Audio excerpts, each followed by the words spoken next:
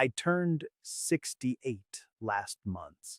My cardiologist told me at 54 that I had maybe 5 years if I didn't make radical changes. He used that exact word, radical. I nodded. I thanked him. I drove home alone and sat in my truck in the driveway for 45 minutes without going inside. I didn't tell my wife what he said that day. I didn't tell my kids. I went in, made dinner, watched the news, went to bed. That's what I knew how to do. I had been a project manager for 26 years. I ran departments. I solved problems. I had never once asked anyone for help with something that actually mattered. And now I was sitting in a cardiologist's office, being told that the way I had lived was going to kill me. What he said next was the thing I wasn't ready for. He said, "Your inflammation markers don't match your lifestyle. You're not sedentary. You eat reasonably well, but your body is behaving as if it's under constant threat." He set down the chart and looked at me the way a man looks at another man when he's not talking about medicine anymore. He said, "What are you carrying?" I told him work was fine. He said, "I didn't ask about work." I didn't answer that question honestly for another 3 years. Let me tell you what I eventually understood was happening inside me, because the physical side of this is real. And most men my age were never told any of it. When the body perceives a threat, any threat, whether it's a physical danger or a memory you replay at 2 in the morning, responds the same way. Cortisol, vascular inflammation, elevated immune activation. The system exists for a reason. The problem isn't that it fires. The problem is when it never stops. I had lived for roughly 30 years in low-grade internal activation, never visibly stressed, never complaining, just quietly, continuously producing the internal chemistry that degrades arterial walls over time. When I finally changed my daily routine, I started with what was simple: water first, before coffee, before anything else. I was chronically dehydrated and didn't know it. The lymphatic system, your body's cellular waste network, runs almost entirely on water. When it's slow, inflammation rises. I started drinking 20 ounces every morning before I did anything else. And within the first week, I noticed a difference in how I thought. Movement before eating, 35 minutes every morning, not because of weight, because sustained moderate movement depletes overnight cortisol faster than almost anything else. And the cortisol you carry into your morning shapes the entire chemistry of your day. Sleep. This one changed more than anything physical. I was sleeping 5 or 6 hours and telling myself that was fine.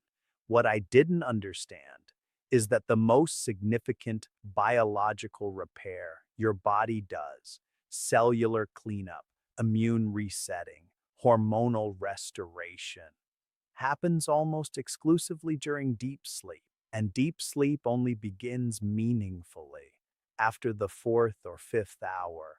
I was barely reaching it. I restructured my evenings around getting to bed at 10, dark room, cooler temperature, no food within 3 hours of sleeping, because digestion competes with repair. Within 2 months, my inflammation markers dropped measurably. My doctor looked at the new blood work and asked what medication I had changed. I hadn't changed any medication. He said, "Whatever you're doing, Keep doing it. Here's what I want you to understand about all of that. It worked. It is real. I would tell anyone dealing with a serious health issue to implement every one of those things immediately. And I believe it accounted for about 30% of what actually turned things around. The other 70% required something I had to do alone in a room with no one watching. And it was the hardest thing I have done in my adult life.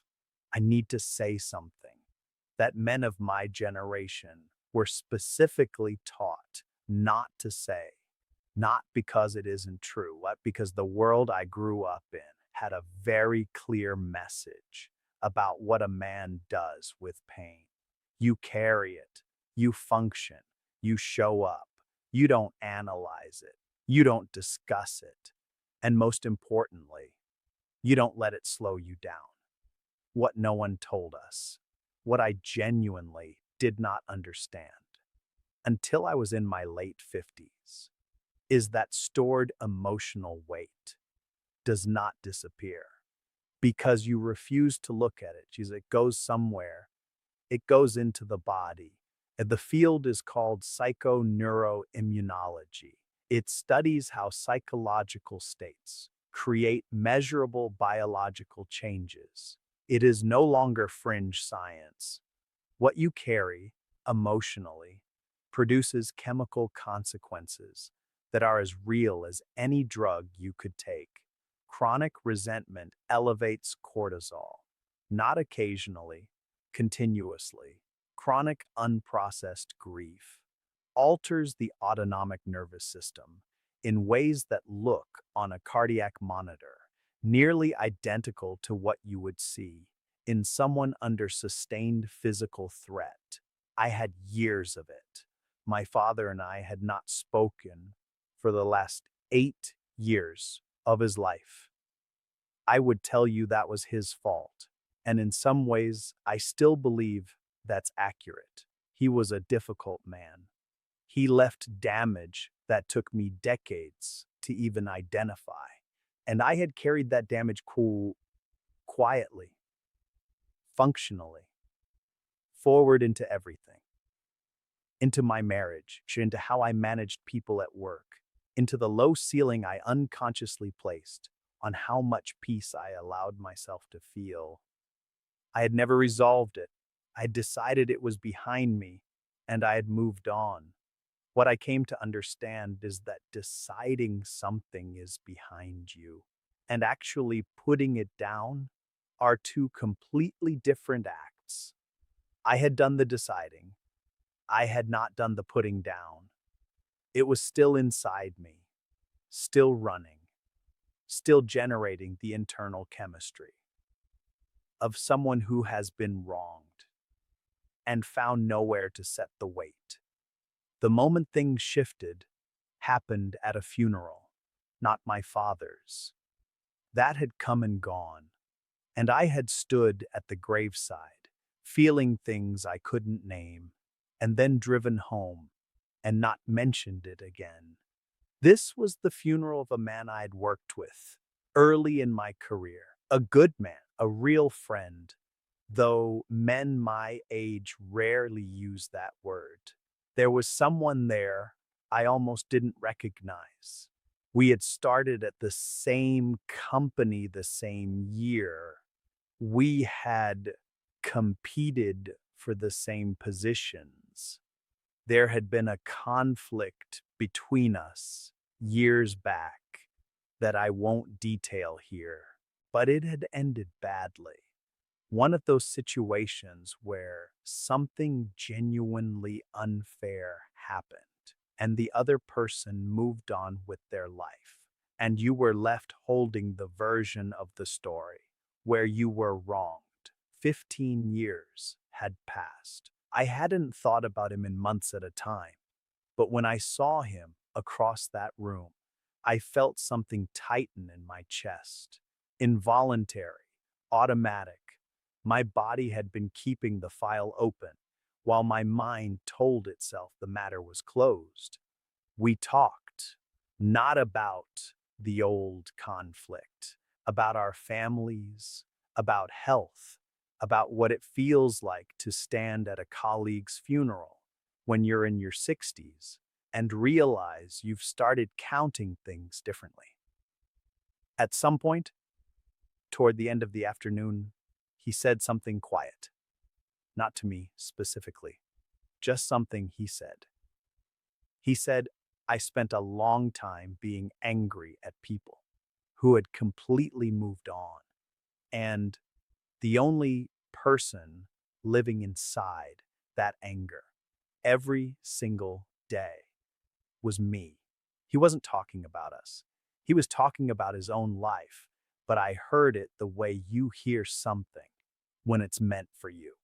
I drove home differently than I had arrived, not transformed, not resolved, more like the way your eyes adjust when you walk from a dark room into daylight and you can suddenly see things that were there the whole time, but that you hadn't been able to make out. I had been the one inside it, not him, not my father, not anyone in the long catalog of people and situations I had never fully closed. Me, spending energy on it every single day in ways I couldn't see because I'd been convinced I had already dealt with it. What happened after that was not dramatic. I want to be honest about that because I think the dramatic version would be easier to dismiss at. There was no single conversation that fixed it, no letter I wrote that cleared the air, no tearful resolution in some quiet place. What happened was slower and stranger. I simply began gradually to stop. I stopped rehearsing certain conversations in my head. I stopped maintaining the internal case files I had been building for decades against people who would never know those files existed. I stopped spending energy on the version of myself who had been wronged, not because that version was lying, but because living inside him had a cost I had been paying without knowing it. Not because what had happened was acceptable. Some of it wasn't. Not because the people involved deserved my peace. That framing, I realized, was part of what had kept me stuck. It kept making peace into something conditional, something I could only grant once someone else had earned it. Peace is not a reward you give to someone who has earned it. It is a condition you stop depriving yourself of. My blood work the following year was the best it had been in 15 years. My cardiologist used a word he had been hesitant to use before. My sleep deepened. My mornings felt different. In a way I don't have clean clinical language for, just quieter, with more room in them. I'm 68. I walked 4 miles yesterday. I'm not telling you that because I want you to be impressed. I'm telling you because 14 years ago, a doctor told me that number wasn't likely. And the reason it's possible has less to do with what I eat than with what I finally stopped carrying. Here is the only thing I want to leave you with. If you are doing everything right physically and something still feels stuck, and if the effort you're putting in isn't returning what it should, it might be worth sitting quietly one evening and asking yourself an honest question. What are you still holding? Not necessarily something large. Sometimes it's small. A relationship that ended without being closed. An expectation that was never met. A version of yourself you haven't been able to stop punishing for something that happened 20 years ago. The body does not distinguish between the weight of large things and small ones. It responds to the carrying. You can put something down without excusing it.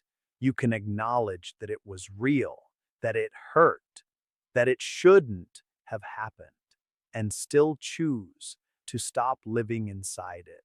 Those two things are not in conflict. They never were. That choice is not weakness. That choice may be the most precise form of self-preservation left available to you. I'm 68 years old, and I am not finished. Neither are you.